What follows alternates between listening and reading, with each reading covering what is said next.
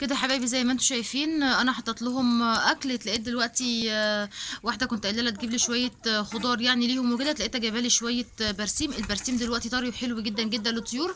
بس عايزه اقول لك على حاجه، ما تزوديش البرسيم ليهم او ما تحطلهمش كميه كبيره، علشان هو حلو قوي للفراخ اللي بتبيض وحلو للبط وكل حاجه، بس عشان ما يعملهمش اسهال، او هم لو لا قدر الله عندهم اسهال يزود الاسهال عندهم.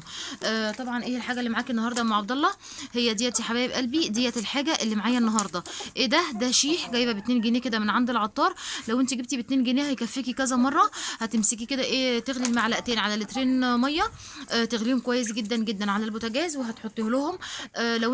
لو الطيور عندك تعبانه قوي والاسهال زايد عندها، هتحطي على اللتر الميه بالشيح، هتحطي عليه ايه، قرصين ريفو. طبعا كلنا عارفين ان الريفو حلو جدا جدا للبرد ولوجع المفاصل ولاي حاجه ايه هتحصل كده ايه. وحلو قوي للتنفسي عندهم وحلو للمعوي.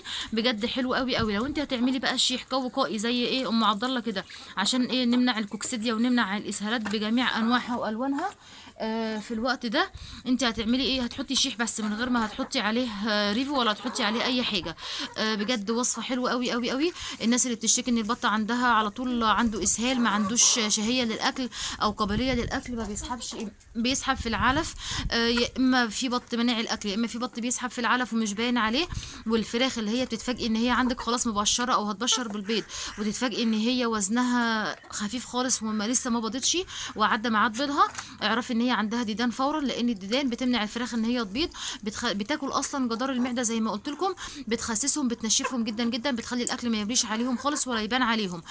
طبعا الشيح ملوش مقادير معينه ولا كميه معينه، حطي الكميه اللي انت عايزه تحطيها. طبعا ايه، انا حاطه لهم الميه ديت كده، حاطه لهم عليها على فكره شويه. انا كنت عامله كميه كبيره، ممكن تعملي كميه كبيره وتحتفظي بيها مثلا في باب التلاجة ولا حاجه، وتحطيها لهم على الميه. حلو قوي قوي، مش هيكلفنا اي حاجه، هيمنع جميع الاسهالات والديدان عند الفراخ وطارد للفيروسات. اشتغلوا يا جماعه على رافع المناعه دلوقتي، لان احنا داخلين على الصيف والبرد وعلى على ايه، بصوا، فصل الانفلونزا بقى والفيروسات والسقعه والبرد وبصوا كل حاجه. فانتوا ايه، اشتغلوا على رافع المناعه، بحيث ان انت لما ترفعي مناعه الطير عندك، ولو لا قدر الله لقط منك اي فيروس او اي مرض وتبقى مناعته قويه، ما يتاثرش قوي وتلحقي تعالجيه. لكن لو مناعته مش قويه ومناعته ضعيفه ولقط منك اي فيروس او مرض او اي حاجه حصلت له، بيتاثر بسرعه وممكن لا قدر الله يبقى عندنا نافق.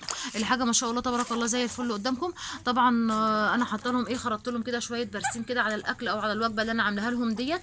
الفراخ بتحب الخضار جدا جدا، والبط هو كمان. بس البط دلوقتي شبعان، لان انا ايه يعني ما كنتش مجوعه قوي، وحطيت لهم كده ايه عبال ما كملت الفيديو معاكم، كانوا كلوا كده ونقنقوا مع بعضهم. هم يقوموا بقى دلوقتي ايه. انا بصي عايزه اقول لكم على حاجه قبل ما ابدا الفيديو يا جماعه، والله انا مش بكرر الكلام او مش برغي كتير، بس انا بحب اوصل كل المعلومات اللي عندي. ده بصوا يعني ده الوجه الله. البط يا جماعه لازم يبات في مكان دافي، حتى لو مقفل ريش، حتى لو هو كبير. البط لازم لازم لازم يبات في مكان دافي، عشان ما يجيلوش برد ويجيله ايه اي مشاكل عندنا. بيتي وبالليل ايه طلعيه لو الجو حلو طلعيه في الشمس بقى وفي ايه وفي نور ربنا يكمل كده يوم. وبالليل بيتيه في مكان يكون دافي ويكون متقفل عليه. مش طول عليكم يا حبايبي اكتر من كده.